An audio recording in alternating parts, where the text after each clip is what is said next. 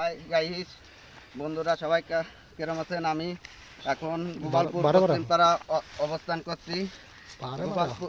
গোপালপুর পশ্চিমপাড়া বাজরা পানাইল, ঠিক আছে। শাহবাদ ভাইয়ের ফোন দিয়েছিল, ফোন দেওয়ার কল পাওয়ার পর আমি আধা ঘন্টা পর আইসে সাপটা গানায় দেখছি, গানা থেকে খুঁজছে, কোদাল দিয়ে খুঁজছে, তারপরে সাপটা উদ্ধার করতে পারছি। এখন আমি নিয়ে যাচ্ছি, নিয়ে যে পরবর্তী অন্য করতে আমি একে ছাড়িয়ে দেবো, ঠিক আছে।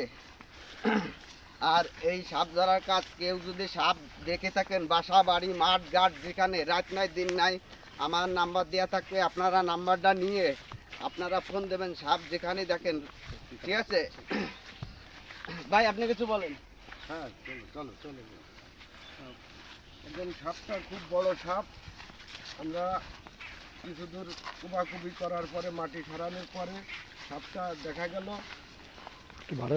দেখা যাওয়ার পরে অসিতবাবু ধরছে। অসিতবাবু ভাই এখানে আমরা সাপ পেয়ে গেছি, এখন সাপটা আমি উদ্ধার করবো। ছুটে গেল, ছুটে গেছে।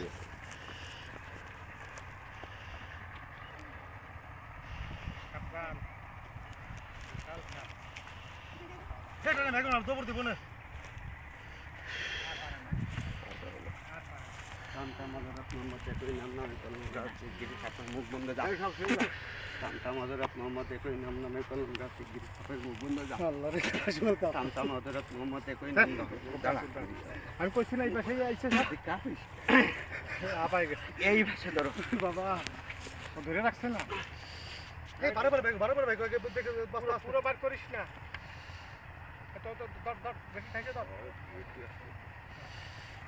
হাই গাইস, এই যে দেখুন আমরা সাপটা উদ্ধার করা হয়ে গেছে, এখনো পুরোটা উদ্ধার করতে পারি নাই, ঠিক আছে।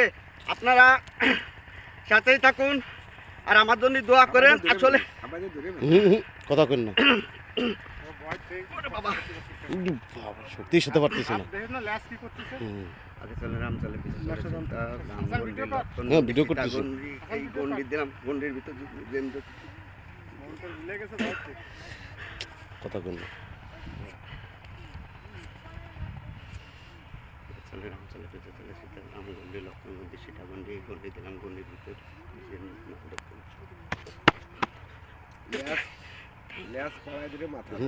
কথা বলেন না, কথা বলেন না, কথা বলা যাবে নাকি? ভাই মানুষ, ভাই মানুষ ঠান্ডা আমার সাহস আছে কারোর?